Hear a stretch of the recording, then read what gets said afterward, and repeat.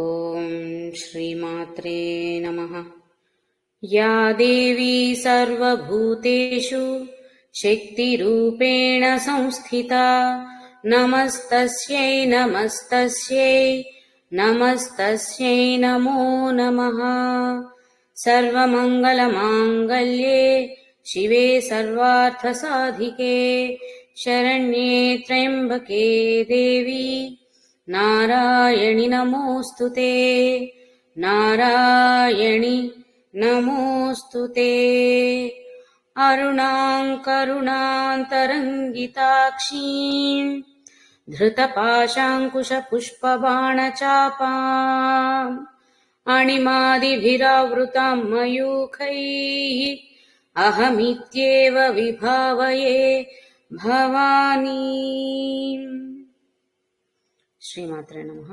నిన్నటి క్లాస్లో మనం మొదటి 5 శ్లోకాల యొక్క అర్థ వివరణ తెలుసుకున్నాం కదా. ఇవాళ మరొక 5 శ్లోకాలు తెలుసుకునే ప్రయత్నం చేద్దాం. నిన్న మనం అమ్మవారి రూపవర్ణన చూస్తున్నప్పుడు అష్టమీ చంద్ర విభ్రాజ దళికస్థల శోభిత ముఖచంద్ర కలంకాభ మృగనాభి విశేషక అక్కడి వరకు వచ్చినప్పుడు అమ్మవారి లలాటం అంటే నుదుటి గురించి చెప్తూ ముఖచంద్ర కలంకాభ మృగనాభి విశేషిక, మృగనాభి అంటే కస్తూరి తిలకాన్ని ధరించి ఆమె లలాటం ఎంత తేజస్తో ఉన్నది అనేది అక్కడ తెలుసుకున్నాం. ఆ తర్వాత ఒక్కొక్క అవయవ వర్ణన జరుగుతున్నప్పుడు, ఒక్కొక్క అంగవర్ణన జరుగుతున్నప్పుడు నుదుటి అయిపోయింది. నుదుటి భాగం అయిపోయిన తర్వాత ఇంకా తర్వాత చూసినట్లయితే వదనస్మర మాంగళ్య గృహతోరణ చిల్లిక, వదనస్మర మాంగళ్య గృహతోరణ చిల్లిక వక్త్రలక్ష్మీ పరీవాహ చలన్మీనాభలోచన. వక్త్రలక్ష్మీ పరీవాహ చలన్మీనాభలోచన. మొదటి వాక్యానికి లేదా మొదటి చరణానికి అర్థం వదనస్మర మాంగళ్య గృహతోరణ చిల్లిక. వదనము అన్నప్పుడు ముఖం అండి, ముఖంలో ఉన్న భాగాలను వర్ణిస్తున్నా, ఇక్కడ వర్ణిస్తున్నా వదనం అనే పదాన్ని బేస్ గా తీసుకుని చెప్తాం అనమాట. ఇక్కడ స్మర మాంగళ్యము అన్నారు. వదన స్మర మాంగళ్యము అంటే కనుబొమ్మలట. శుభ మాంగళ్యము అనగానే మనకు తెలిసిన మంగళసూత్రం గురించి మాత్రమే ఆలోచించకూడదండి, శుభకరమైనది అన్న అర్థం కూడా వస్తుంది. కాబట్టి వదనస్మర మాంగళ్య గృహతోరణ చిల్లిక, అమ్మవారి కనుబొమ్మలు ఎలా ఉన్నాయి అని వర్ణిస్తున్నప్పుడు దానికి ఏమంటారు ఉదాహరణగా తీసుకోవడం లేదా సారూప్యతను చెప్పడం కోసం తీసుకునే పదానికి ఎలా అర్థం తీసుకున్నారు అంటే, ఒక ఇంటి గుమ్మానికి కట్టిన తోరణాలు ఇంటికి ఎంతటి శోభను కలిగిస్తాయో, ఎంత శుభకరమైన వాతావరణాన్ని సూచిస్తాయో, అలా అమ్మవారి వదనంలోనే అమ్మవారి కనుబొమ్మలు కూడా ఇంటి కట్టిన తోరణం లాగా చాలా శోభాయమానంగా ఉన్నాయి అని చెప్పడం అనమాట. వదనస్మర మాంగళ్య గృహతోరణ చిల్లిక అంటే ఈ జగత్తు మొత్తానికి సృష్టికర్త ఆవిడే కాబట్టి, ఈ జగత్ కళ్యాణమే ఆవిడ పరమార్థం కాబట్టి, ఆ శక్తి పరమార్థం కాబట్టి మనం ఏమంటారు ఇంట్లో ఏ శుభకార్యం మొదలు పెట్టుకున్నా సరే మొదలు పెట్టేది ఇంటికి తోరణం, వాకిలి తోరణం కట్టే దగ్గర నుంచే. అదే ప్రారంభం కాబట్టి, అదే ఆది అని మనం నమ్ముతున్నాం కాబట్టి దాని వర్ణన ఇక్కడి నుంచే మన సనాతన ధర్మంలో వచ్చే ఆచార వ్యవహారాలు ఏవైనా సరే ఈ స్తోత్రాల నుంచి స్తుతుల నుంచి బేస్ చేసుకుని వాటినే మన నిత్య దైనందిన జీవితంలో అలవాటుగా చేసుకునే విధంగా మన ఇంటికి సంబంధించిన, అంటే మనము సాంసారిక జీవితంలో ఉన్నప్పటికీ, కుటుంబ వ్యవస్థలో ఉన్నప్పటికీ ఈ ఆధ్యాత్మికత నుండి దూరం రాకూడదు కాబట్టి ఇవే ఆచారాలని మనం ఆనవాయితీలుగా వాటిని అవలంబించే విధంగా మన జీవన విధానం అనేది నిర్దేశించబడింది. కాబట్టే ఈ ఆచార వ్యవహారాలన్నింటినీ మనం అంటే మూఢాచారాలను తొక్కిపెట్టి తీసిపెట్టేసే వాళ్ళ గురించి నేను మాట్లాడట్లేదు. అది ఎవరి ఉద్దేశం వాళ్ళకు ఉంటుంది. కాబట్టి ఎందుకు పాటించాలి అంటే అది పాటించకపోతే పాపం వస్తుందని కాదు, అవన్నీ అనుసరించటం వల్ల మనం నడిచే మార్గం అనేది నిర్దేశంగా ఉండి, అంటే సదాచార ప్రవర్తన ఎప్పుడూ ఉండాలి అని అంటే ఇటువంటి అలవాట్లన్నింటినీ మనం చేసుకున్నప్పుడు. కానీ వాటిని అలవాట్లకే పరిమితం చేసి కట్టమన్నారు కట్టేశాను అయిపోయింది మమ అన్నట్టు మాత్రం చేయకూడదు. ప్రతిదాని వెనకాల ఉన్న ఉద్దేశాన్ని అర్థం చేసుకోగలగాలి, లేదా చేస్తున్నప్పుడు మనం ఉండాల్సిన భావనని ఎప్పుడు మనతో అట్టి పెట్టుకోవాలి, అది ముఖ్యమైనది. సో ఇలాగా అమ్మవారి కనుబొమ్మల గురించి వర్ణించేటప్పుడు గృహతోరణ చిలిక, ఇక్కడ గృహం అంటే ఏదో ఒక మనం ఉండే నివాసం ఉండే ఒక ఇంటికి పరిమితం చేయకూడదండి. ఇక్కడ ఈ అర్థాన్ని ఈ ప్రపంచానికి కట్టిన తోరణం అని అనుకోవచ్చు. ఈ జగత్తు మొత్తానికి, ఈ జగత్తు మొత్తము ఇల్లు అయితే అమ్మవారి గర్భగృహం అనుకుంటే, అక్కడ మనందరం మన జీవరాశి పోషణ అంతా జరుగుతుంది అని అనుకుంటే, ఆ గర్భగృహానికి ఉన్న వాకిలికి కట్టిన తోరణాల్లాగా అమ్మవారి కనుబొమ్మలు ఉన్నాయట. వదనస్మర మాంగల్య గృహతోరణ చిల్లిక. ఇది కూడా ఒకటే వాక్యం, కలిపే చదవాలి, మధ్యలో ఎక్కడ బ్రేక్ చేయకూడదు. తర్వాత వక్త్రలక్ష్మీ పరీవాహ చలన్మీనాభలోచన. ఇది అమ్మవారి కనుబొమ్మల తర్వాత కనులు, అమ్మవారికి నేత్ర సంపద గురించి అన్నమాట. వక్త్రలక్ష్మీ పరీవాహ చలన్మీనాభలోచన. నిన్న శ్లోకంలో కూడా 4వ శ్లోకంలో 3వ శ్లోకంలో చెప్పుకున్నప్పుడు నిజారుణ ప్రభాపూర మజ్జత్ బ్రహ్మాండ మండల అంటే బ్రహ్మాండాలన్నీ కూడా ఆవిడ దృష్టి నుంచి, ఆ శక్తి నుంచి ప్రసరిస్తున్నటువంటి కరుణపూరితమైన అరుణవర్ణంలో ఉన్నటువంటి ఆ తేజస్సు యొక్క కిరణ ప్రవాహంలో బ్రహ్మాండాలన్నీ తేలియాడుతూ ఉంటాయి అనేది నిన్న మనం అర్థం చేసుకున్నాం. అదే విధంగా ఇక్కడ కూడా ఏం చెప్తున్నారు అంటే వక్త్రలక్ష్మీ పరీవాహ చలన్మీనాభలోచన. అమ్మవారి కనులు ఎలా ఉన్నాయి అంటే ఒక ప్రవాహంలో కొట్టుకుపోతున్నా లేకపోతే ఈదుతూ వెళ్తున్న మీనములు అంటే చేపలు. చలన్మీనా అభలోచన, చలన్మీనాభలోచన. అటువంటి అంటే చేప కళ్ళతో పోల్చడం అనేది చేప ఆకారాన్ని బట్టి జనరల్ గా కూడా ఒక సౌందర్య వర్ణన చేసేటప్పుడు కూడా చేపలని కలువలని ఉదాహరణలుగా తీసుకుంటూ ఉంటాం కదా. ఇక్కడ కూడా అమ్మవారి కనులు వర్ణించేటప్పుడు ఆ వక్త్రలక్ష్మి అంటే ఆ శోభాయమానమైన ప్రవాహంలో ఈదుకుంటూ వెళ్తున్న లేదా ఆ ప్రవాహంలో అలా వెళ్తున్నటువంటి మీనాల వలె ఆవిడ కనుల శోభ ఉంది అని చెప్పడం అన్నమాట. వక్త్రలక్ష్మీ పరీవాహ చలన్ మీనాభలోచన. అటువంటి లోచన అంటే కళ్ళు అని మనకు తెలుసు కదా, అటువంటి కళ్ళు, మీనముల వంటి కళ్ళు కలిగింది అని చెప్పడం అన్నమాట. అంటే మనకి అమ్మవారిని వర్ణిస్తున్నారు, రూపవర్ణన చేస్తున్నారు అని చెబుతూనే మనం ఒకటి ఆలోచించుకున్నట్లయితే ప్రతి వర్ణనలో కూడా ఈ ప్రకృతి సృష్టిలో భాగమైనటువంటి జీవరాశినో వృక్షజాతినో వీటినే పోల్చి చెప్తున్నారు. అంటే ఈ ప్రకృతే మనకి దైవము, ఈ ప్రకృతే మనకి శక్తి అని చెప్పకుండానే చెప్పారు అని నాకు అనిపించింది. కాబట్టి రూపవర్ణన అనగానే రూపము, ఆకారము, కళ్ళు, కాళ్ళు, చేతులు, ఆ శక్తిని ఒక పరిమితమైన ఆకారంలో వర్ణించుకొని అంతవరకే పరిమితం చేయడానికి మనకెక్కడవండి సాధ్యపడే వాళ్ళమా? మనం కాదు కదా. మొత్తం విశ్వవ్యాప్తి అయిన శక్తిని ఒకే ఆకారంలోనో, ఒకే రూపంలోనో, ఒకే విగ్రహంలోనో బంధించకూడదు మనం. కాబట్టి ఆ విశ్వవ్యాప్తమైన ఆలోచనలనే మన మనసులో ఉంచుకోవాలే తప్ప ఈ ఆకారం, ఈ విగ్రహం ఇలా అలంకరణ చేసి ఉందా అని అక్కడ వరకే ఆపేయద్దు, పరిమితం చేయొద్దు అనమాట. అపరిమితమైన శక్తిని పరిమితం చేయాలనుకుంటే అంతకు మించిన అజ్ఞానం ఉండదు. అది తెలియనప్పుడు వేరు, తెలిసినప్పుడు కాదు. అది మాత్రమే మనం ఎప్పుడూ గుర్తుపెట్టుకోవాలి. ఇది అమ్మవారి కనుబొమ్మలకి సంబంధించిన వర్ణన కలిగిన శ్లోకం. తర్వాత నవచంపక పుష్పాభ నాసాదండ విరాజిత. కనులైపోయిన తర్వాత అమ్మవారి నాసిక. నవచంపక పుష్పాభ నాసాదండ విరాజిత. మనం నిన్న చెప్పుకున్నాం చంపకము అంటే సంపెంగ పువ్వులు అని చెప్పుకున్నాం. ఇక్కడ నవచంపక పుష్పాభ అన్నారు. నవచంపకము అంటే అప్పుడే వికసిస్తున్నటువంటి సంపెంగ పువ్వు. నవ అంటే అప్పుడే, పూర్తిగా ఇంకా వికసించలేదు, దగ్గరగా ఉందన్నమాట. అంటే పూర్తిగా మొగ్గ స్థితి కాదు, అలాని వికసించిన పుష్ప స్థితి కాదనమాట, మధ్యగా ఉంది. నవచంపక పుష్పాభ నాసాదండ విరాజిత. నాసాదండము అంటే మనకి కోటేరు ముక్కు ఇలా వర్ణిస్తూ ఉంటారు కదా, అలా నాసికా దండం, ఆవిడ ముక్కు దండాన్ని సరిపోల్చడం అన్నమాట. సంపెంగ పువ్వు ఛాయతోనూ, అప్పుడే విచ్చుకోకుండా ఉన్న సంపెంగ పువ్వు ఆకారంతోనూ దాన్ని వర్ణిస్తూ, ఎందుకు అంటే మనకి మంచి సుగంధాలని పరిమళింపజేసే పుష్పాలు కొన్ని ఉంటాయి.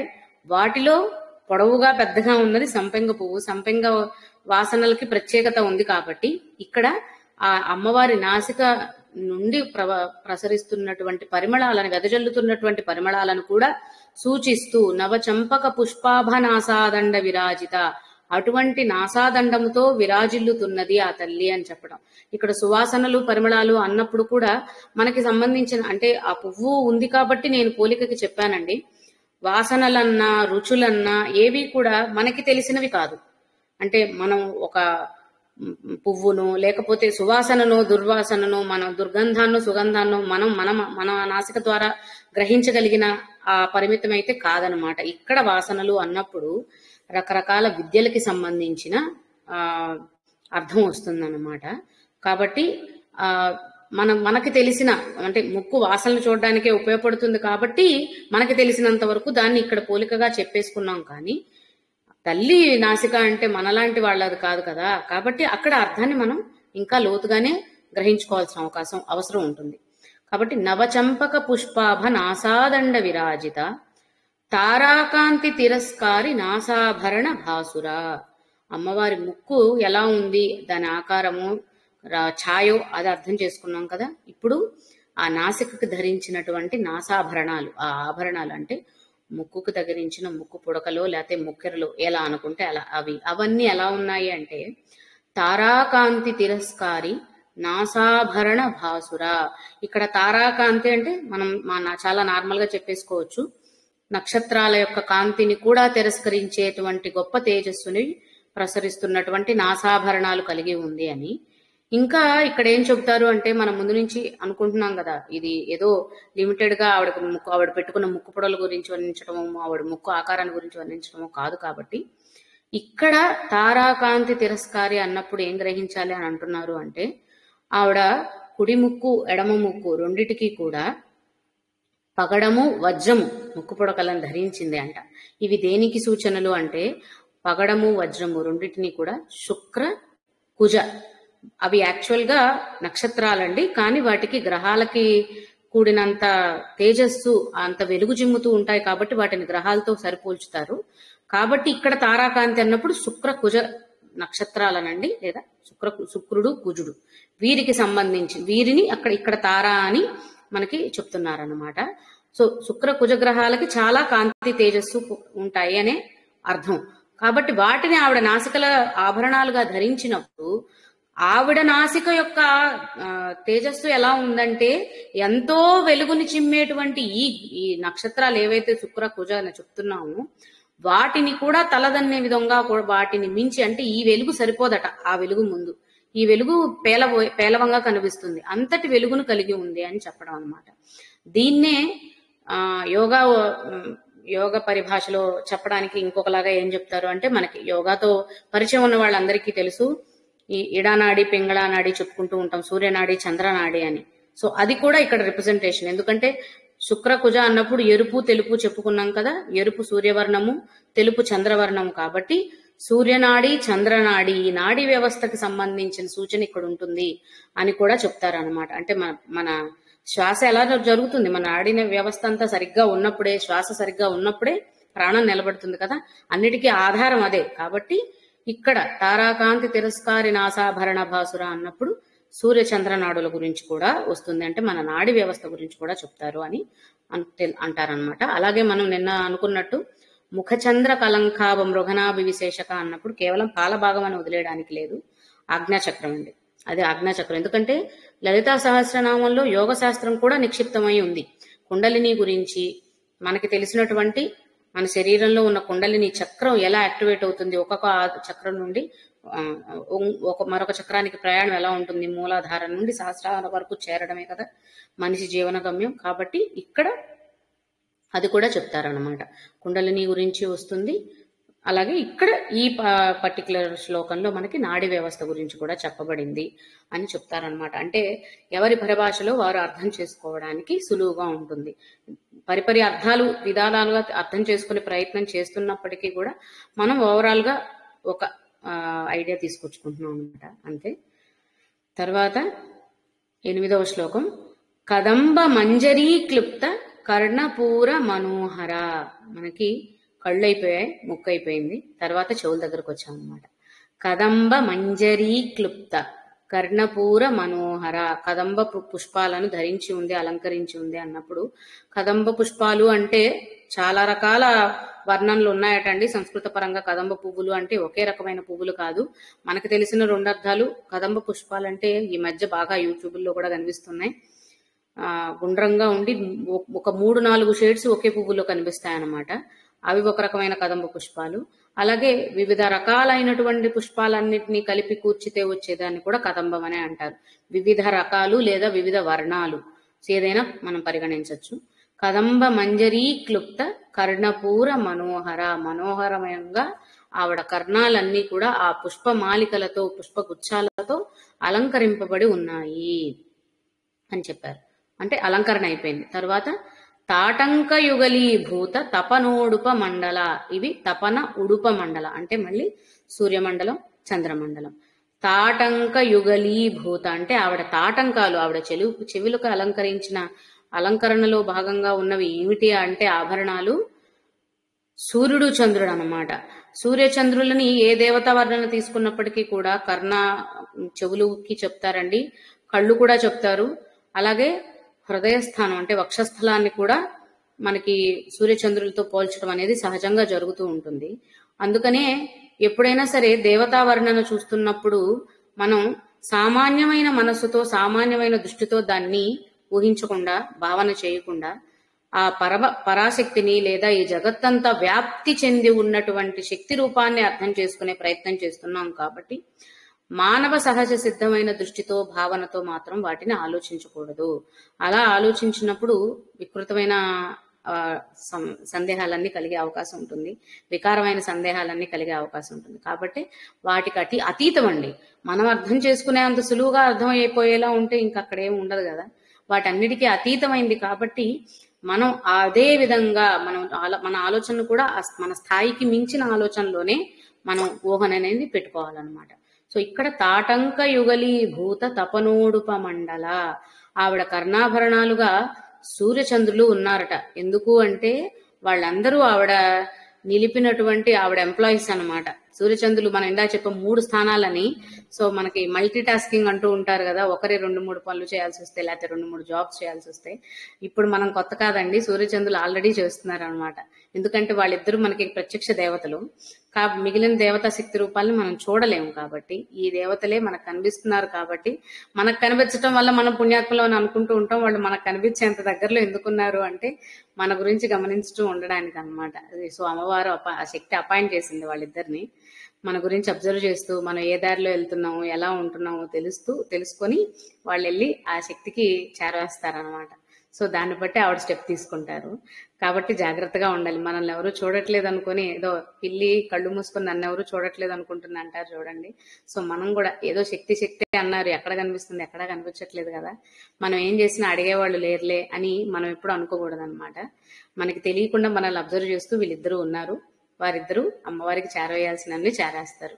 కాబట్టి మనం జాగ్రత్తగానే మసులుకోవాలి, ఒళ్ళు దగ్గర పెట్టుకునే ఉండాలి ఎప్పుడు కూడా.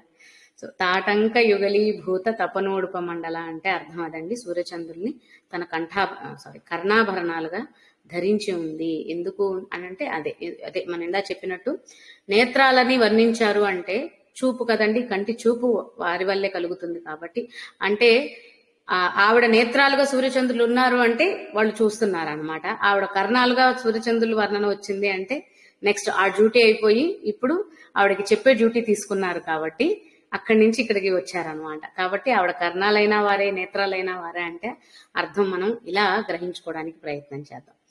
తర్వాత 9వ శ్లోకం. పద్మరాగ శిలాదర్శ పరిభావి కపోల భూహు. పద్మరాగ శిలాదర్శ అంటే కపోల భూహు అంటే కపోలములు అంటే చెక్కిళ్ళండి. పద్మరాగ శిలాదర్శ పరిభావి కపోల భూహు.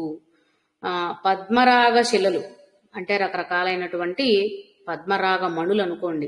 ఆ పద్మరాగ మణులు వాటిని బాగా సానపెట్టి అద్దాల వలె తయారు చేస్తే వాటిలో నుంచి వచ్చే వెలుగు ఎలా ఉంటుందో అంటే ఇక్కడ తెలుపు వర్ణాన్ని వర్ణించట్లేదు. ఇక్కడ కూడా పద్మరాగ మణులు అంటే ఎరుపు వర్ణమే కదా. సో చెక్కిళ్ళకి ఎరుపు వర్ణం అనేది సహజంగా తెలుగు కవిత్వంలో కూడా వింటూనే ఉంటాం మనం. కాబట్టి పద్మరాగ శిలాదర్శ పరిభావి, ఆ పద్మరాగ శిలలని సానపెట్టిన తర్వాత అందులో నుంచి వస్తున్న వెలుగు ఎలా ఉందో, ఎంత ఎర్రగా మెరిసిపోతూ ఉన్నాయో అటువంటి తేజస్సుని లేదంటే అటువంటి మెరుపుని కలిగిన చెక్కిళ్లతో ఉన్నది. చెప్పాను కదా ఇందాకే, మనకి ప్రకృతిలో ఉన్నటువంటి ప్రతి దాని వర్ణనని అమ్మవారి ఆకారంలో ఇమిడ్చి చెప్పారు. అంటే ఈ సృష్టిలో ఉన్న ప్రతిదీ తల్లి వల్ల జరిగినదే, తల్లి వల్ల సృష్టి జరిగినదే అని మనకు అర్థం చేసుకోవడానికి ఇంతకు మించి ఇంకేం కావాలండి? చెట్టు, చేమ, పుట్ట, రాయి, రప్ప అన్ని కూడా ఆ తల్లి సృష్టి, ఆ శక్తి సృష్టించిందే. కాబట్టి ప్రతి సృష్టిలోనూ శక్తి ఉంది. ప్రతిదీ పూజనీయమైనదే, ప్రతిదీ గౌరవనీయమైనదే. ఏది తక్కువ కాదు, ఎవ్వరూ ఎక్కువ కాదు. ఒక రోజులో వాడిపోయే పువ్వు తక్కువది కాదు, ఇన్నేళ్లు గడిచున్న ఎన్నేళ్లు అంటే మన మన ఆయుష్తో పోల్చుకుంటే పూల చెట్ల ఆయుష్ తక్కువ అయి ఉండొచ్చు, వేరే వేరే జంతురాశుల యొక్క ఆయుష్ తక్కువ అయి ఉండొచ్చు. కానీ ఆ తల్లి దృష్టిలో ఆ జంతువు ఎంతో, మనము అంతే. 100 ఏళ్లు బతుకుతున్నామని గొప్ప మనకుందేమో కానీ ఒక రోజు బ్రతికే పువ్వుకి ఎలాంటి గౌరవం ఆ తల్లి దృష్టిలో ఎలా ఉంటుందో, అలాగే ఇన్నేళ్ల ఆయుష్ ఉన్న మనల్ని కూడా అదే దృష్టితో చూస్తుంది తల్లి. అదే సమభావన మనకి కావాలి. అందుకనే నిన్న క్లాస్ లో కూడా అదే అన్నాను.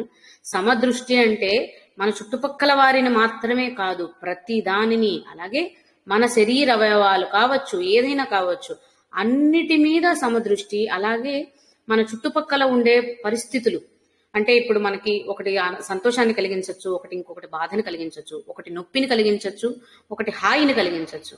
కానీ ఇలాంటి వ్యత్యాసం ఏమీ చూడకుండా సమదృష్టితో చూడగలగడమే దైవత్వం. అది మనం అలవర్చుకున్న నాడు ఇంకా దానికి మించి సంపాదించవలసింది ఇంకేం ఉండదు. ఇంకా అది అలవర్చుకున్న తరువాత ఇంకా అసలు సాధించడానికి, తెలుసుకోవడానికి, అర్థం చేసుకోవడానికి కూడా ఇంకేం మిగలదండి. అది అలవర్చుకోవడం ఎంతవరకు అనే ప్రయత్నంలోనే మన జీవనం అంతా ఉండాలే తప్ప స్వార్థపూరితమైన ఆలోచనలతోనూ, లేకపోతే కుట్రలు కుతంత్రాలతో కూడిన మనోభావాలను దెబ్బతినే విధమైన నడవడికతోనూ, ఇతరుల్ని దూషించే విధంగా మన మాట ఉండడం అనేదో ఇలాంటివి ఏమీ ఉండకూడదండి. అందుకనే ఇక్కడ అమ్మవారి కనులు, చెవులు అని చెప్పుకుంటూ వాటిని ఇంత గొప్పవైనటువంటి, దివ్యమైనటువంటి వాటితో పోల్చడం ఎందుకు అంటే, మనకి ఉన్నాయి కదా ఇప్పుడు ఆ శక్తి ఎక్కడో లేదు, ప్రతి ఒక్కరిలో ప్రతి ఒక్క దానిలోనూ ఉంది అన్నప్పుడు, అందరూ ఆ శక్తి స్వరూపాలే అయినప్పుడు వారి యొక్క అవయవ భాగాలు కూడా అంతే గౌరవనీయమైనవి, అంతే పూజనీయమైనవి. అటువంటప్పుడు వాటిని ఏమంటారు, చిల్లర పనులు చేయవక అది నా స్టేటస్ కాదని సహజంగా అంటూ ఉంటాం కదండి. అలాగా చిన్న చిన్న వాటి కోసం, ఇంత గొప్పవైనటువంటివి పొందిన మనం చిన్న చిన్న వాటి కోసం, లేదంటే ఈ సంసార కూపంలోనే చిక్కుకుపోయి ఉండడానికి ఉపయోగపడే వాటి కోసం అక్కడే ఎందుకు ఆగిపోవాలి? అవి కొంతవరకు పూర్తిగా వదిలేయమని, అందరూ సన్యాసం తీసుకోమని ఎవరు చెప్పలేము. ఎందుకంటే సంసార జీవితంలో ఉన్నప్పుడు అవసరమైనవి కూడా కొన్ని ఉంటాయి కాబట్టి. కానీ వాటిలోనే మనం తేలాడుతూ మునుగుతూ తేలుతూ ఉంటే ఇంకా అక్కడే ఉండిపోగలం తప్ప బావిలో కప్పల్లాంటి జీవితం అయిపోతుంది. అంతకు మించి బయటకు వచ్చి చూడటానికి అవకాశం దొరకదు కదా. మనం ఉన్న చోటే మనకి స్వర్గంలాగా అనిపించేస్తూ ఉంటే బయట ఉన్న స్వర్గాన్ని మనం మిస్ అయిపోతాం. కాబట్టి అలా ఆలోచనలన్నింటినీ పరిమితం చేసుకొని, లేదంటే మనకి లభించిన ఈ వాక్కు కావచ్చు, వినికిడి శక్తి కావచ్చు, దృష్టి కావచ్చు, ఇవన్నీ కూడా శక్తి స్వరూపాలే. ప్రతి ఒక్క అవయవం, ప్రతి ఒక్క అంగం మనం న్యాస చేసుకున్నాం. న్యాసలో ఏం తెలుసుకున్నాం? ప్రతి ఒక్క అవయవంలోనూ దేవత్వాన్ని నింపడానికే ఒక మంత్రం అని చెప్పాం. అలా చెప్పినప్పుడు కొంతవరకే పరిమితం చేశామేమో. ఎప్పుడైతే అమ్మవారి వర్ణన చేస్తున్నామో ప్రతి ఒక్క శ్లోకం ఒక న్యాస రూపంలోనే మనం పరిగణించాలి. లేకపోతే ఏముంటుంది చెప్పండి? చెవుల గురించి చేస్తున్న న్యాస ఒక శ్లోకం, కంటి గురించి చేస్తున్న న్యాస ఒక శ్లోకం. న్యాస అంటే ఆ దేవతలను మన దగ్గరికి తీసుకొచ్చుకొని కూర్చోపెట్టుకోవడం, లేదా ఆల్రెడీ ఉన్న దేవతా శక్తిని మనం గ్రహించుకోవడం అన్న అర్థం వస్తుంది న్యాస అంటే. కాబట్టి ఇక్కడ ఒక్కొక్క శ్లోకాన్ని న్యాస అన్న పవిత్ర భావనతో మనం చేస్తూ వచ్చినట్లయితే, ఒక్కొక్క అవయవానికి ఉన్న ప్రత్యేకత ఏంటి అనేది అర్థం చేసుకున్నట్లయితే, దానిని అనవసరంగా ఏమంటారు, నిష్ప్రయోజనమైనటువంటి పనుల కోసం వాడకుండా ఉండగలుగుతాము. ఇది ఒక్క రోజులో, ఒక్క పూటలో, ఒక గంటలో వచ్చే మార్పు ఎప్పటికీ కాదు. కానీ ఆ ఆలోచనను ఎప్పుడైతే మన మనసులో ఎప్పుడూ నిలుపుకొని ఉంటామో, ఒక రోజు తప్పు చేయొచ్చు, రెండో రోజు తప్పు చేసేటప్పుడు మనకి మనమే ఆలోచిస్తాం. ఒక రోజు తప్పుగా ఒకరిని తిట్టుండొచ్చు, రెండో రోజు మాట్లాడేటప్పుడు అరే అనవసరంగా నోరు జారానా అన్న ఆలోచన మనకే వస్తుంది. ఎదుటి వాళ్ళు తప్పు చేశారా ఒప్పు చేశారా అని మనం ఆలోచించిన అవసరం లేదండి. అదేంటో తెలిసినంత మాత్రాన వాడు తప్పు చేశాడు కాబట్టి నేను తప్పు చేస్తాను అంటే ఆ తప్పు ఎంతవరకు అంటే, నేను చేతులు కట్టుకొని కూర్చోమని నేను చెప్పట్లేదు. అవసరమైన చోట మనం వాళ్ళకి వెళ్ళాలి, విరుద్ధంగా వెళ్లాల్సి ఉంటుంది. కానీ అనవసరంగా అయిన దానికి కాని దానికి నోరు పారేసుకోవడం, లేకపోతే పక్కన వాళ్ళ గురించి చెప్పే గాసిప్స్ కోసం మన చెవుల్ని వాడడం, అనవసరమైనవన్నీ చూడడానికి మన కళ్ళు వాడడం, అంటే జస్ట్ మన కళ్ళు ముక్కు ఇవన్నీ నేను సహజంగా చెప్తున్నాను. అలా మన శరీరానికి సంబంధించింది ఏ అవయవైనా సరే ప్రతిదీ కూడా ఇలానే ఒక శక్తి రూపం. ప్రతి అవయవం శక్తి స్వరూపమే.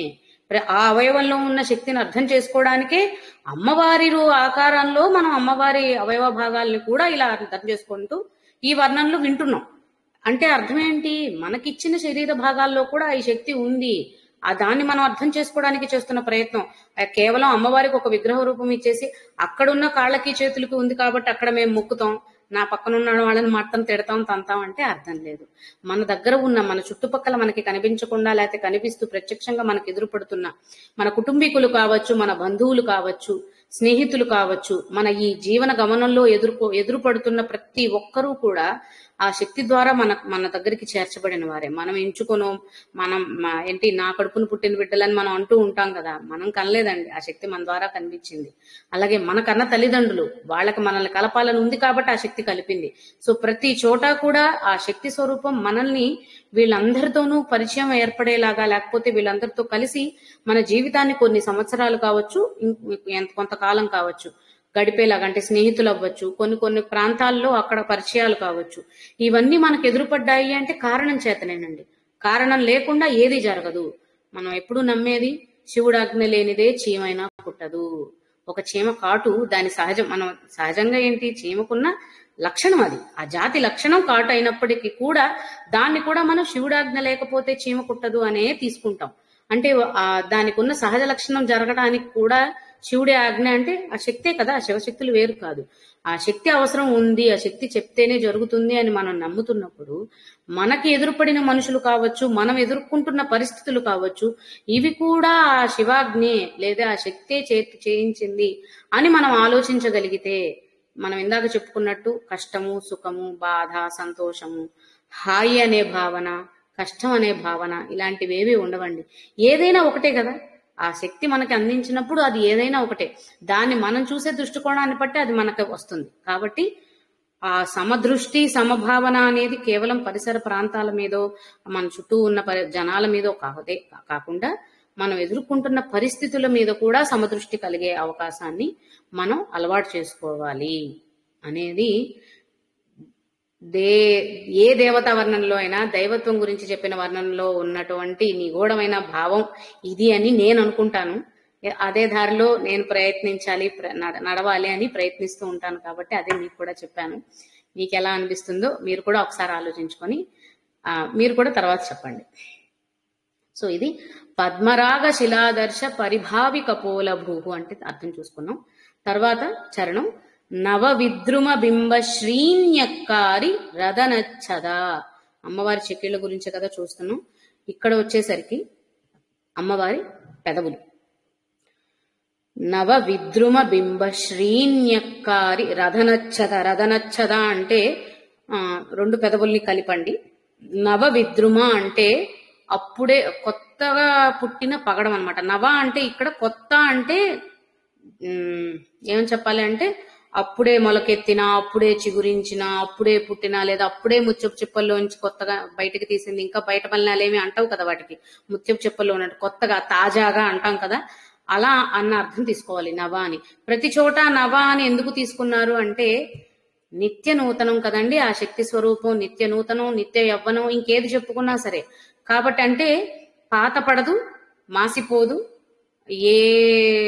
ఎటువంటి మలినము అంటదు, నిత్య నూతనంగా ఉంటుంది. నిత్య నూతన ప్రవాహంలో ఉండే నీటికి కూడా ఎంత గొప్పతనం ఉంటుందో మనకు తెలుసు. అందుకే చెప్తున్నారు కదా, స్టోరేజ్డ్ వాటర్ కాదు, ప్రవాహంలో ఉన్న నీళ్లు ఆరోగ్యానికి మంచివి, దానిలో ఎక్కువ శాతం మలినాలు తొలగిపోతూ ఉంటాయి కాబట్టి ప్రవాహానికి పోతూ ఉన్నప్పుడు అవి మంచి ప్యూర్ వాటర్ అని నదీ జలాల దగ్గర చెప్పుకునేటప్పుడు కూడా మనకు చెప్తూ ఉంటారు. ప్రవాహంలో ఉన్న నీరు మంచిది, నిలబడి ఉన్న నీరు కాదు అని చెప్తూ ఉంటారు కదా. అలా ఇక్కడ కూడా ఆ తల్లి శక్తులను, తల్లి గురించిన వర్ణన చెప్తున్నప్పుడు నవ అన్న పదాన్ని వాడడానికి కారణం నిత్య నూతనమైనది లేదా నిత్య శోభాయమానమైనది, నిత్య యవ్వనమైనది, అలా ఏదైనా తీసుకోవచ్చు అనమాట. అట్లాంటి నవ విద్రుమ బింబం అంటే ఇక్కడట దొండపండట. అంటే పై పెదవిని పగడంతో పోల్చారు, కింద పెదవిని దొండపండుతో పోల్చారు. మనకి తెలుగు కవిత్వంలో కూడా ఇది వింటూ ఉంటాం కదా. సో నవ విద్రుమ బింబ శ్రీన్యక్కారి రదనచ్చద, వాటి యొక్క ఎరుపుని, చెక్కిళ్ల ఎరుపుని పద్మరాగ శిలలతో పోలిస్తే ఆవిడ పెదవుల ఎరుపుని నవవిద్రుమ అంటే కొత్త పగడంతోని లేదా లేత పగడంతోని, బింబము అంటే దొండపండు ఎరుపుతోని, వీటిని కూడా ధిక్కరించే విధంగా బింబ శ్రీన్యక్కారి, వాటి శోభలని కూడా ధిక్కరించేటువంటి శోభ కలిగినది ఆవిడ పెదవుల సంపద లేదా రెండు పెదవుల్ని కలిపి చెప్పడం కాబట్టి రదనచ్చద అంటే అక్కడ అది అర్థం వస్తుంది అనమాట. నవవిద్రుమ బింబ శ్రీన్యక్కారి రదనచ్చద.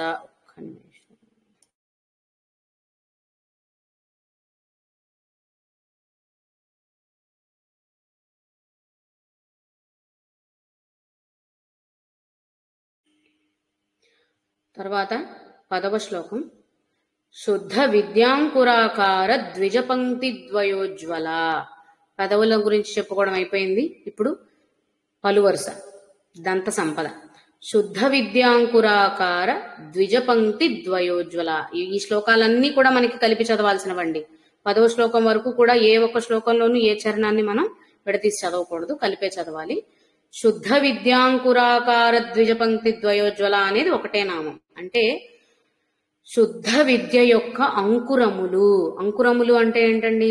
అప్పుడే వచ్చిన మొలకల్నే అంకురాలు అని అంటాం మనం. అంటే లేలేత అన్న అర్థం వస్తుంది. సో శుద్ధ విద్యాంకురాకార ద్విజ పంక్తి ద్వయోజ్వల. పంక్తి అంటే వరుస అని తెలుసు కదా, రెండు పలు వరుసలు ఉంటాయి కాబట్టి మానవ సహజ రూపంలోనే కదా వర్ణిస్తున్నాం, అందువల్ల. సో శుద్ధ విద్య అంకురముల వంటి ద్విజులు అంటే ఇక్కడ మనం ఏం తెలుసుకోవచ్చు అంటే, మనకి వేదాలు నేర్చుకునే వాళ్ళని వేద పండితులని ద్విజులు అని అంటారు. మనం పలు వరుస అన్నప్పుడు పంటి వరుసను కూడా ద్విజ అని అంటారంట. ద్విజలు, ద్విజ అన్న అర్థం అన్న పదం దేన్ని ఉద్దేశిస్తుంది అంటే, రెండు రకాలైనటువంటి జీవితాలని ఒకేసారి చేసినప్పుడు. మనకి చిన్నప్పుడు మామూలు పాల దంతాలు ఉంటాయి, తర్వాత మళ్ళీ శాశ్వతమైన దంతాలు వస్తాయి. అంటే పళ్ళే 2 సార్లు, ఒకసారి అయిపోయి ఓడిపోయి మళ్ళీ పుట్టినాయి కదా. అలా అంటే ఒకే జన్మలో 2 జన్మలు అనుకోండి, మనకు సహజంగా అర్థం కావాలంటే. ద్విజులు కూడా ఏంటంటే ముందు సామాన్యమైన జీవితాన్ని వాళ్ళు ఆ జీవన విధానాన్ని అనుసరిస్తూ ఎప్పుడైతే వేదాధ్యయనాలు వేద పఠనాలు చేశారో తర్వాత వారి జీవన విధానం వేరుగా ఉంటుంది. సో వేదాధ్యయనం అయిపోయిన తర్వాత వారిని ద్విజులు అనడం జరుగుతుంది. ఎందుకంటే ముందు ఒక సామాన్యమైన జీవన విధానం, వేదాధ్యయనం అయిన తర్వాత వారి యొక్క జీవన విధానం వేరుగా ఉంటుంది కాబట్టి ద్విజులు అని అంటారనమాట. ఇక్కడ కూడా దంతాలను కూడా అదే పదంతో పోల్చడానికి కారణం అవి కూడా ఒకే జీవికి 2 సార్లు వస్తాయి కాబట్టి ఒకే సమయం ఒకే కాలంలో. శుద్ధ విద్యాంకురాకార ద్విజ పంక్తి ద్వయోజ్వల. ఆ ద్విజ పంక్తి యొక్క అంటే అప్పుడే లేలేత చిగురు వంటి అనే వర్ణనతో శుద్ధ విద్య. శుద్ధ విద్య అంటే ఇక్కడ బ్రహ్మ విద్య అవ్వచ్చు, అమ్మవారి షోడశ విద్య అవ్వచ్చు, ఏదైనా అవ్వచ్చండి. ఇంకొకటి ఏంటి అంటే మనకుండే పళ్ళు 32. అమ్మవారి విద్యలో శ్రీ విద్య, షోడశ విద్య, వీటన్నిటిలో ఇంకా చెప్పాలంటే లలితా సహస్రనామం మొత్తం ఏర్పడింది కూడా 32. మనకి ఏమంటారు, అక్షరమాలలో చాలా అక్షరాలు ఉన్నప్పటికీ కూడా వాటిలో దీర్ఘాక్షరాలు తీసేస్తే అంటే ఈకే దీర్ఘ ఉచ్చారణ చేస్తే ఈ అవుతుంది కదా. సో వీటిని ఇలా అన్ని కుదించి అడ్జస్ట్ చేస్తే ఉండేది 32 అక్షరాలేనట. లలిత సహస్రనామం కూడా మొత్తం అంతా రచింపబడింది ఆశ్చర్యకరంగా 32 అక్షరాలతోనేనంట. అన్ని అక్షరాలని వాడలేదట. అలాగే ఇక్కడ ఈ శుద్ధ విద్యని షోడశ విద్యను కూడా 16 అక్షరాలు, షోడశ అంటే 16 అక్షరాలు కదా. 16 అక్షరాలు అన్నప్పుడు మళ్ళీ ఇక్కడ 32 పళ్ళు ఎలా వచ్చాయండి అంటే, అక్కడ షోడశ విద్యలో నాకు షోడశ విద్య గురించి తెలియదండి, నేను విన్నది మాత్రమే చెప్తున్నాను. ఒక్కొక్క అక్షరం 2 రేకులుగా అంటే 2 అక్షరాల సమానంగా తీసుకుంటారంట. అది ఎలాగో నాకు తెలీదు. అలా తీసుకున్నప్పుడు 32 అవుతాయి కాబట్టి శుద్ధ విద్యాంకురాకార ద్విజ పంక్తి ద్వయోజ్వల అంటే పలువరుసని అక్కడ అక్షరాలతో. ఎందుకు అంటే వాక్కు కదండి, పెదవులు, నోరు, దంతాలు ఇవన్నీ కూడా వాక్కుని ఇచ్చేవి. వాక్కు వచ్చేది అంటే, ధ్వనించేది అంటే అక్కడి నుంచే ఏమంటారు, విద్యంతా బయటకు వచ్చేది అక్కడి నుంచే. కాబట్టి ఆ విద్యా స్వరూపం, విద్యకి నెలవు కొలువు అంటే సరస్వతి రూపం. అంతే కదా. సో సరస్వతి రూపం కూడా ఇక్కడే వస్తుంది అన్నమాట. అలా అమ్మవారి పలు వరుసని వర్ణిస్తున్నారు. శుద్ధ విద్యాంకురాకార ద్విజపంక్తి ద్వయోజ్వల, శుద్ధ విద్యను అభ్యసించినటువంటి ద్విజుల వంటి తేజస్సు కలిగింది. ఎందుకంటే అప్పుడప్పుడే అభ్యసించారు కాబట్టి వాళ్ళని అంకురాలతో పోల్చారు అని ఒక అర్థం తీసుకోవచ్చు. లేదు అనుకుంటే మనం ఇందాక అనుకున్నట్టు షోడశ విద్యలు లేదా షోడశాక్షరి మంత్రం అని అనుకున్నట్లయితే అందులో ఉన్నటువంటి అక్షరాలనే, ప్రతి అక్షరం ఒక బీజాక్షరం అనుకుంటే శక్తివంతమైనవి కాబట్టి అవే అమ్మవారి పలువరుసలుగా ఉన్నాయి. కాబట్టి ఎప్పుడు కావాలంటే అప్పుడు మనకి జ్ఞానాన్ని ప్రసాదిస్తుంది వాక్కుల ద్వారా. అటువంటి తల్లిని స్తుతించటం వల్ల మనకి కలిగేది కూడా అదే జ్ఞానం. తర్వాత కర్పూర వీటికామోద సమాకర్షి దిగంతరా. ఇది కర్పూర వీటికామోద సమాకర్షి. వీటికామోద అంటే ఇక్కడ ఇది అమ్మవారు తీసుకున్నటువంటి తాంబూలం గురించిన వర్ణన. కర్పూర వీటికామోద సమాకర్షి దిగంతర అంటే ఆవిడ వేసుకున్న తాంబూలం యొక్క వాసన నలుదిక్కుల్లోకి వ్యాపిస్తుందట, పరిమితంగా లేదు. ఆవిడ వేసుకున్నటువంటి తాంబూలం యొక్క సువాసనలు సుగంధ పరిమళమైన లేదంటే సుగంధ ద్రవ్యాలతో కూడుకున్నటువంటి, ఎందుకంటే తాంబూలం అంటే కూడా దానికి ఒక ప్రత్యేకత ఉందంటండి. ఏవి ఎంత పాళ్లలో వాడితే అది సుగంధ ద్రవ్యాలతో పరిపూర్ణమైనటువంటి సుగంధ ద్రవ్యాలతో కూడినటువంటి తాంబూలం అవుతుందో దానికి కూడా ఒక ప్రత్యేకమైన శాస్త్రము ఏమంటారు పాళ్ళు అన్ని ఉన్నాయట. సో మనం వేసుకునేదంటే ఒక ఆకు ఒక్క పెట్టేసుకుంటే అయిపోతుందేమో. సో తల్లి గురించి చెప్పేటప్పుడు, ఆ శక్తి గురించి చెప్పేటప్పుడు అది వేరు. కర్పూర వీటికామోద, కర్పూరము అంటే మనకు పచ్చకర్పూరం తెలుసు కదా. కర్పూర ఆమోదము అంటే ఆమోదింపబడిన అనంటే గ్రహించబడిన, స్వీకరించబడిన లేదంటే తృప్తిని కలిగించిన, రకరకాల అర్థాలు తీసుకోవచ్చండి. ఆమోదించడం అంటే ఏంటి, ఇది బాగుంది అని చెప్పడం కదా. సో అలా అన్నమాట, డిక్లరేషన్ లాగా ఇది బాగుంది, నువ్వు చేసింది బాగుంది అని చెప్పడం లాగా వస్తుంది. కాబట్టి అలాగా కర్పూర వీటికామోద సమాకర్షి దిగంతర, నలుదిక్కులకి వ్యాపిస్తుంది ఆవిడ వేసుకున్నటువంటి తాంబూల పరిమళాలు. అంటే ఇందాకే చెప్పుకున్నాం వాక్కులు అని. ఇలా తాంబూల పరిమళాల ద్వారానే, అంటే ఆ పరిమళాలు నలుదిక్కులకి వ్యాపించటం అంటే ఈ విద్యలు లేదా ఆవిడ శక్తులు నలుదిక్కులకి వ్యాపించడం అంటే నలుదిక్కుల్లో ఉన్న మన అందరి దగ్గరికి రావడం అన్న అర్థాన్ని కూడా మనం తీసుకోవచ్చు. ఈ వర్ణనంతా కూడా సౌందర్య లహరికి చాలా సిమిలర్ గా ఉంటుందండి. సౌందర్య లహరి కూడా అమ్మవారి రూపవర్ణన గురించి మెయిన్ గా ఉంటుంది. కాకపోతే దానిలో కూడా వెనక తత్వం ఉంటుంది. ప్రతి వర్ణన వెనకాల తత్వం అనేది మనం ఫస్ట్ గ్రహించగలగాలి. రూపవర్ణన ఎంత చేసుకున్నా కూడా ఏముందండి, అదే కనిపిస్తుంది. అవే ఆయుధాలు చెప్తారు, అదే ఎరుపు చెప్తారు, అదే పసుపు చెప్తారు, ఇలానే ఉంటుంది. కాబట్టి రూపవర్ణానికి మించి వెళ్ళాలి. కాబట్టి దీనికి సౌందర్యలహరికి చాలా సామరస్యం ఉంది అని చెప్పడం కోసం మాత్రమే చెప్తున్నాను. కుదిరితే సౌందర్యలహరిని కూడా అలానే అర్థం చేసుకునే ప్రయత్నం చేద్దాం, ఆ శక్తి యొక్క ఆశీస్సులు మన మీద ఉంటే. సో కర్పూర వీటికామోద సమాకర్షి దిగంతర అన్నదానికి అర్థం అలా వస్తుందండి. అంటే సకల విద్యలని నలుదిక్కులకి వ్యాపింపజేస్తుంది అని అర్థం తీసేసుకుందాం, ప్రశాంతంగా ఉంటుంది. ఎందుకంటే ఏది ఎక్కడా పరిమితం అవ్వట్లేదు, ఏది ఏ కొంతమందికో పరిమితం అవ్వట్లేదు. వీరు మాత్రమే ఇది చేయాలి, వీరు చేయకూడదు అంటే ఆ చేయకూడదు అన్నదానికి ఉన్న అర్థం కారణం ఏంటి అంటే వారి యొక్క మానసిక స్థితిగతులు, వారు దానికి సిద్ధంగా ఉన్నారా లేదా, వారు అంత సమర్థవంతులా కాదా అనే దానికి పరిమితం చేద్దాం. కానీ అందరికీ కాదు, అంటే లేదా జాతులకో వర్ణాలకో దాన్ని పరిమితం చేయడానికి లేదు. లేకపోతే లింగభేదం లేదు, పురుషులే చేయాలి స్త్రీలు చేయకూడదని, అగ్రవర్ణస్తులే చేయాలి కింద కులాల వారు చేయకూడదని ఇలాంటి వ్యత్యాసాలు చూపించద్దు. వీరు చెయ్యొచ్చు, వీరు చేయకూడదు అంటే దానికి కావలసిన సామర్థ్యాన్ని సంపాదించి ఆ స్థితిలో ఉన్న ప్రతి ఒక్కరికి అది అందవచ్చు. ఎందుకంటే ఇప్పుడు వేదాధ్యయనం, వేద పఠనమే ఉందండి. చాలా నిష్ఠతో వాళ్ళు వేద పాఠశాలలోనే కొన్ని సంవత్సరాలు వాళ్ళు అక్కడ ఏకాగ్రత చిత్తంతో వాళ్ళు వేద పఠనం చేస్తారు, వేదాధ్యయనం చేస్తారు. అటువంటి ఏకాగ్రతని, భక్తి శ్రద్ధలని చూపించగలిగిన ప్రతి ఒక్కరూ వేద పఠనం చేయొచ్చు. తర్వాత తరాల్లో కొన్ని లిమిటేషన్స్ అలా పెట్టుకుంటూ అవి కొంతమందికి దూరం అయ్యాయి, కొంతమందికి అందుతున్నాయి, అది వేరే విషయం. కానీ ఏది కూడా ఎవరికి కాదు. ఎందుకంటే తల్లి బిడ్డని ఎలా సమదృష్టితో చూస్తుందో అందరి బిడ్డలని అన్నప్పుడే, ఈ ఒక కన్న తల్లే తన బిడ్డల్ని సమానంగా చూడగలిగినప్పుడు జగజ్జనని అయిన ఆ తల్లి ఎందుకండి ఒకరిలో ఎక్కువని ఒకరిని తక్కువలా ఎందుకు చూస్తుంది? చూడదు కదా, అందరికీ అందించాలనే. ఇప్పుడు జంతురాశికి మనకిచ్చినటువంటి మేధస్సు ఇవ్వలేదు కాబట్టి వాటిని పక్కన పెడదాం. కానీ ఆవిడ దృష్టిలో వాళ్ళు కూడా సమానమే. మన దగ్గరకు వచ్చేసరికి అందరికీ మానవ రూపంలో ఉన్న ప్రతి ఒక్కరికి మేధస్సు ఉంది. దాన్ని ఉపయోగించుకునే వారి శక్తి మీద సామర్థ్యం మీద ఆధారపడి ఉంటుంది. కాబట్టి మనం వెళ్లే మార్గంలో మనం వెళ్తున్న మార్గాన్ని బట్టి అది మన దగ్గరికి చేరుతుంది తప్ప ఇది వీరికే చెందాలి, ఇది వీరికి చెందకూడదు అనడానికి ఇది మనం సంపాదించిన ఆస్తి కాదు కదండి. మన సంతతికి మాత్రమే వెళ్ళాలని, ఇది ప్రపంచానికి అందించబడిన ఆస్తి. అందరికీ సమానంగా తీసుకునే హక్కు ఉంది. కానీ దానికి సమర్థులమా కాదా, అర్హులమా కాదా మనం, అది మాత్రమే మనం ప్రశ్నించుకోవాలి. ఆ అర్హత మన దగ్గర ఉంది అంటే తప్పకుండా అది మన దగ్గరికి వచ్చి చేరుతుంది. ఇది ఏదో అందరూ చెప్పినట్టుగా చెప్పడం కాదు, కొన్ని కొన్ని స్వీయానుభవాలు కూడా ఉంటాయి. కాబట్టి ఆ స్వీయానుభవాల్లో నేను అర్థం చేసుకున్నది, నేను గ్రహించగలిగిన దాన్ని మాత్రమే మీకు చెప్తున్నాను. కాబట్టి ఎవరు తక్కువ కాదు, ఎవ్వరూ ఎక్కువ కాదు, అందరం సమానమే. ఎవరికి ఏది అవసరమో అప్పుడే అది వాటి దగ్గరికి చేరుతుంది. నేను లాస్ట్ బ్యాచ్ తీసుకున్నప్పుడు కూడా, లలితప్పుడు కూడా అదే చెప్పాను, ఇప్పుడు అదే చెప్తున్నాను. దాదాపు 15-20 సంవత్సరాల క్రితం కలిగిన ఆశ నాకు లలితా సహస్రనామం పదాలతో అర్థం తెలుసుకోవాలి అని. దాదాపు కాదు, 20 ఏళ్ళు అయిపోయినట్టే ఉంది. 18-19 ఏళ్ళు అయిపోయి ఉండొచ్చు. అప్పుడు వేసుకున్న అంకురం నాకు అది మొలకెత్తటానికి ఇన్నేళ్లు పట్టింది.